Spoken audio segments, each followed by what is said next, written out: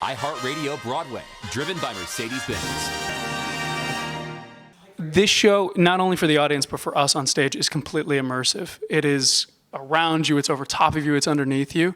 The sound design is one of the best sound designs I've ever seen on stage. It is all-encompassing, and the special effects really hold no punches. I mean, we're talking about the same team that brought to life Harry Potter and the Cursed Child, some of the same magic folks from over Back to the Future, the musical. You know, it's really high-end stuff, and it's not only the creative team, but it's our crew. I mean, one of the best crews on Broadway, bringing it to life every single night. And I think folks who enjoy the show are going to actually be surprised. It's beyond what you've imagined.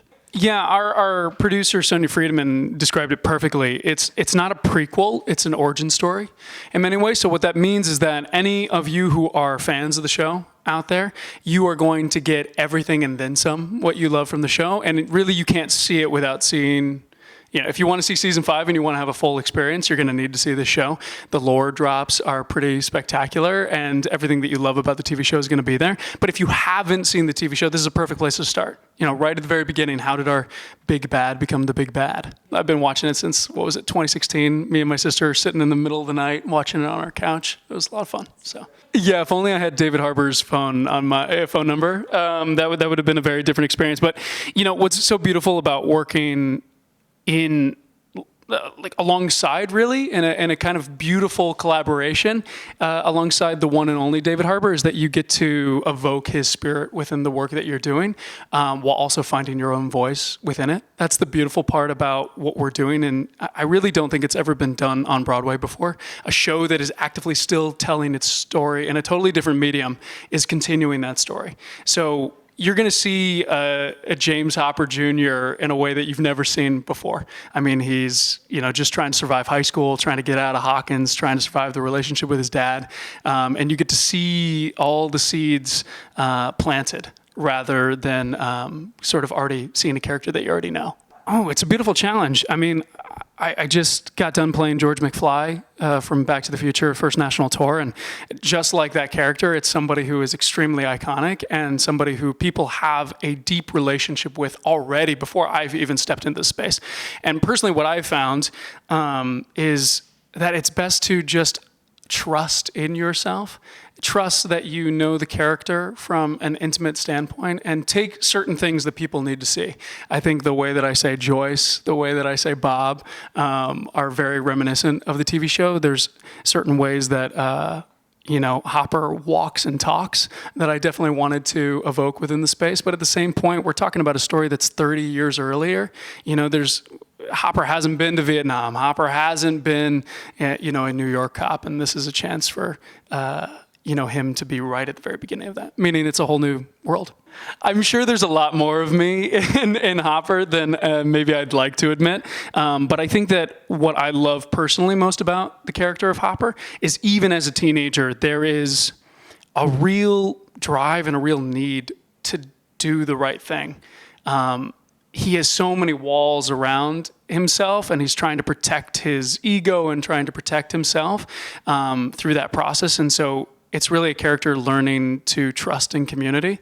And I think that I'm on that same journey. So it's been a lot of fun to explore that through somebody else. Yeah, I mean, we have like a small town, a literal small town on stage. 34 our members are in this company, and everybody's on stage. We're talking the understudies, the covers, the swings. Everybody's on stage every single night. So everywhere you looked, you got the sense of Hawkins, which is something really, really fun that I don't think people will expect. You know, the show is so expansive in the town, but that was one aspect. And then with the magic, you know, we had such playful creatives.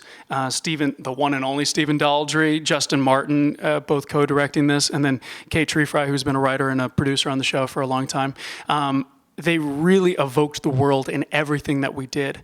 So, you know, there was a moment with Juan Carlos, who plays Bob, and we were sitting backstage watching one of the runs in the rehearsal room, and we just said, we are literally getting to go to work and pretend that there's demogorgons and mind flayers and you know, all these supernatural spooky things, and everyone's committing 110%. So at that point, you know, letting the imagination run wild, it was a lot of fun. Oh, this is a fantastic question. This makes me actually really nostalgic because my high school theater teacher is actually retiring this year. So shout out Kelly Cresswell, almost 30 years of, inspiring kids to follow the arts and evoke the arts within their life. But for me, I think what is so reminiscent is like, I was definitely that kid at lunch who got his lunch and then came back into the room, and you had everybody running around doing theater games. You had people, playing the guitar and the drum set that was in class. You had people working on the show that you were doing, and it was this really collaborative ensemble space. And that to me is still insatiable. Anytime that I can find that, it just warms my heart. So yeah, I would say that I'm always seeking that out. Yeah, I mean, this is a beast of a show, so it requires a lot of everybody. So there's definitely a lot of physical, mental, spiritual things that I'm doing before the show and after the show in order to sort of keep myself balanced, to make sure that I'm as gracious and kind of human in the space as possible. But I would say a pre-show ritual that I do is I go to the very back of the house, up in the mezz, usually in one of the corners or seat 14. 14 is my lucky number, and I just try to breathe in the space from that seat, because I, not very long ago, was seeing Broadway shows in that seat, and have been for a very long time. Me and my mom would go to the Kennedy Center and watch seats from the back of the house, and I just don't want to forget that aspect of myself. And that show is as much for the folks in the very last row as it is for the people sort of in the splash zone that the show does. Oh my goodness. Well, the one I just missed was English over at the Roundabout Theater Company. I was so bummed to have missed that. It looked so fantastic, and I believe everybody made their Broadway debut in that. So that to me is just a lot of fun. But right now, right across the street, and Sadie Sink is John Proctor is the villain. I'm hoping that we have 2 shows on Saturday and Sundays, so I'm hoping that maybe on another day we can sneak in there, maybe a Wednesday matinee.